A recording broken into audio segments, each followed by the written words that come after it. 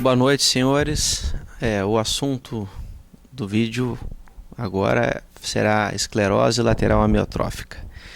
Bom, esclerose lateral amiotrófica é uma doença infelizmente sem cura, inexoravelmente evolutiva, ou seja, ela tem um curso evolutivo independente do que a gente faça. A esclerose lateral amiotrófica, ela se caracteriza normalmente por uma perda de força. Ela pode envolver tanto o neurônio motor superior, ou seja, o neurônio motor que está no cérebro, como o neurônio motor inferior, aquele que está na medula. Para cada tipo de envolvimento existe um sintoma diferente. Eu entrarei nesses detalhes depois. Bom, a esclerose lateral amiotrófica, ela em 75% e 80% dos casos, ela tem um envolvimento apendicular, ou seja, ou de membros superiores ou de membros inferiores.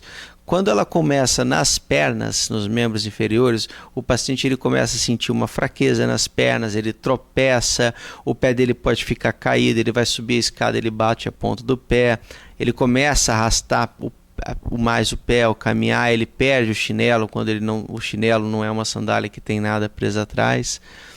Quando o comprometimento começa nos membros superiores, o paciente ele começa a ter uma perda de força nas mãos, na flexão das mãos, principalmente na flexão dos dedos, uma perda de destreza, né, na capacidade de mobilizar os dedos, às vezes uma rigidez, e eventualmente ele vai perdendo também força proximal do braço, ombro, né, antebraço, mão, antebraço, braço, ombro, vai tendo essa progressão.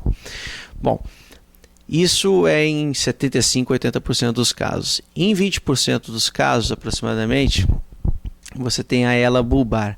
A ela bulbar, ela se manifesta por uma dificuldade para a pessoa conseguir falar, a voz dela começa a ficar anasalada, ou começa a ficar com um timbre diferente, ou começa a ficar rouca.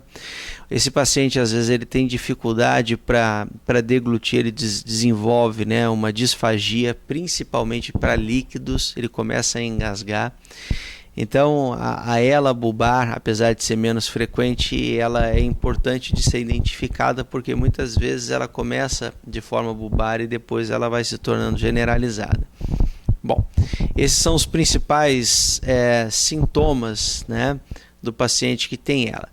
Quando o paciente tem ela, você tem que tentar diagnosticar se ele está tendo comprometimento do neurônio motor superior ou do neurônio motor inferior.